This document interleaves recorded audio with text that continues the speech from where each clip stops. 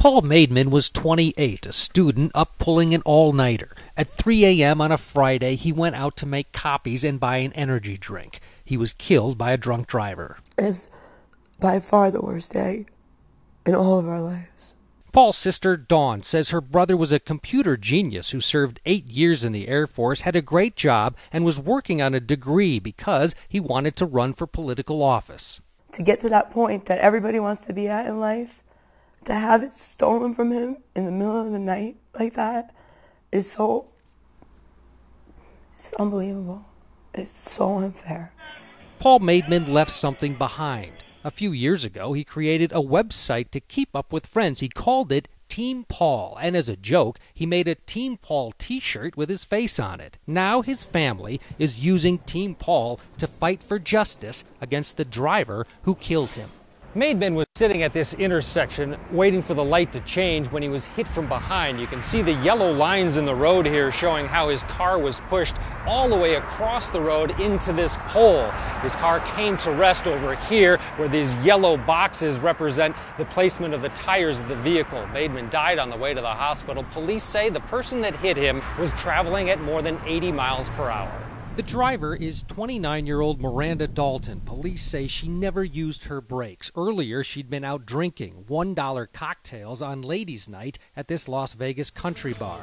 On the bar's website, they actually have video of Dalton dancing from last year, and she posed for this photo the night of the fatal crash. According to the police report, at the accident scene, Dalton's speech was so slurred an officer thought she had a foreign object in her mouth. Her blood alcohol level was over twice the legal limit, and she had a prior DUI conviction in 2001.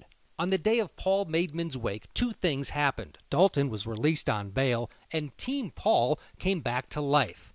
The website and a new Facebook page became a rallying point to urge people to pressure the legal system not to go lightly on Dalton. It also became a spontaneous surveillance network. Within weeks, people were starting to report on Dalton's whereabouts. Then, on what would have been Paul's 29th birthday, his sister got a call. The call came from this Las Vegas bar. The caller said that Miranda Dalton was inside partying. The court had ordered her not to drink. She was wearing an ankle device to detect alcohol. Something just came over me that said, Dawn, get in your car, just go there. See for yourself if she's even actually there. When she arrived, she found Dalton inside, got out her cell phone, and started taking pictures. The photos show Dalton with her hair dyed and wearing glasses. When a judge saw the photos and learned the ankle device might have been tampered with, she raised her bail to $500,000, and Dalton was back in jail. Miranda Dalton. Dalton pled guilty and is scheduled to be sentenced this month. Maidman's family attended this hearing wearing Team Paul t-shirts. Outside, Dalton's friend defended her. There's more to her than just that accident that happened that night. There's a lot more to her. She's a mother, she's a friend, she's a daughter.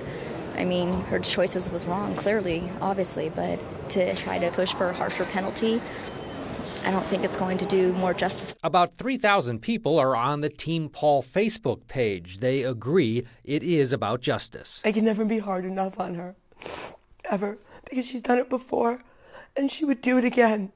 And the next time it could be my child or my neighbor's child. Paul's family is hoping to grow Team Paul even bigger. They'd like to see it push for harsher drunk driving laws around the country so other families don't have to suffer like they are.